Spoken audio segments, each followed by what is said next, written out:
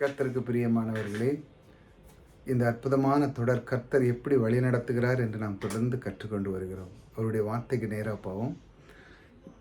என் மகனே, இவைகள் உன் கண்களை விட்டு பிரியாதிருப்பதாக மெய்ஞானத்தையும் நல்ல ஆலோசனையும் காத்துக்கொள். பாருங்க, நீதிமொழியில் இந்த வசனம் இருக்கு.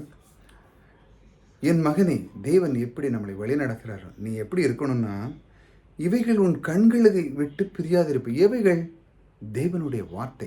அவர் சொல்லியிருக்கிறார், நான் உன்னை விட்டு விலக மாட்டேன், நான் உன்னை கைவிட மாட்டேன், நான் உன் கூட இருக்கிறேன், ஆபிரகாமுடைய ஆசீர்வாதத்தை உனக்கு தருகிறேன். இப்படி அநேக வாக்குத்தத்தங்களை பண்ண தேவன் இந்த புக்கு, நம்ம பைபிளை கொடுத்தது. இது இரவும் பகலும் தியானிக்கிற மனுஷன் எப்படி பாக்கியவானாக இருப்பான். தேவன் அந்த பைபிளை படிக்கும் பொழுது என்னை பற்றி என்ன சொல்லியிருக்கிற இந்த பைபிளை சொல்லி நீங்கள் படிக்கணும். சும்மா ஏதோ ஒரு கதை புக்கு மாதிரி இல்லை, தேவனோடு, அதாவது ஒரு மிரர், அதாவது அவருக்கும் நமக்குள்ள அந்த உறவை அந்த இடத்துல நீங்கள் பார்க்கணும். நமக்காக தேவன் என்ன இந்த உலகத்திலே உண்டு பண்ணி என்ன ரகசியம் இருக்குது அப்படின்னு சொல்லி பார்க்கும் பொழுது பாருங்கள், உன் கண்கள் விட்டு பிரியாதிருப்பாக மெய்ஞானத்தின் நல்ல யோசனைகளை காட்டு. நல்ல யோசனைகள், ஞானம். ஞானம் என்பது மிக முக்கியமானது. ஞானத்தில் வாழ்வது என்பது, சாலமோன் பாருங்கள், எவ்வளோ வெள்ளியும் பொண்ணு இருந்தாலும் மறுபடியும் தேவனிடத்தில் கேட்க, உனக்கு என்னப்பா வேணும்னு கேட்டால் அவன் ஞானம் தான் வேணும்னா.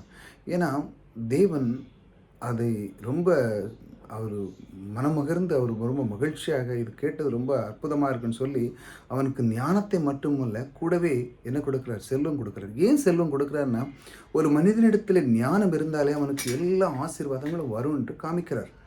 உனக்கு ஞானமான ஒரு இருந்தால் யாரிடம் எப்படி பேசணும், எப்படி இருக்கணும், எந்த சூழ்நிலையில் எப்படி வாழ வேண்டும், எதையெல்லாம் நீ கற்றுக்கொள்ள வேண்டும், எந்தெந்த நேரத்தில் அதை நீ எதை படிக்க வேண்டும், எப்படி இருக்க வேண்டும், குடும்பத்தில் எப்படி கையாள வேண்டும், இதையெல்லாம் ஞானமாக நீ இருந்தாலே உனக்கு செல்வம் வரும் அப்படிங்கிறத அது தேவன் காட்டுறார்.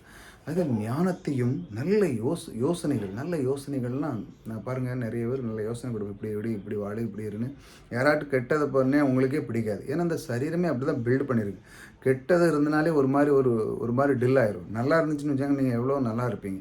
கெட்டது உள்ளே வந்துச்சுனாலே உங்களுக்கே ஒரு மாதிரி ஆயிரும். நம்ம சரீரம் சோர்ந்துடும், நீங்கள் எதுவும் ஆண்டவரை பார்க்க மாட்டீங்க, மறுதளிச்சிருவீங்க, இதெல்லாம் பேரும். ஏன்னா உங்களுக்கு அந்த மாதிரி ஒரு நல்ல ஆலோசனை இல்லாமல் நீங்கள் கெட்டதுக்குள்ளே போயிட்டீங்க. அப்போ உங்களுக்கு வேறு எதை தோணும்?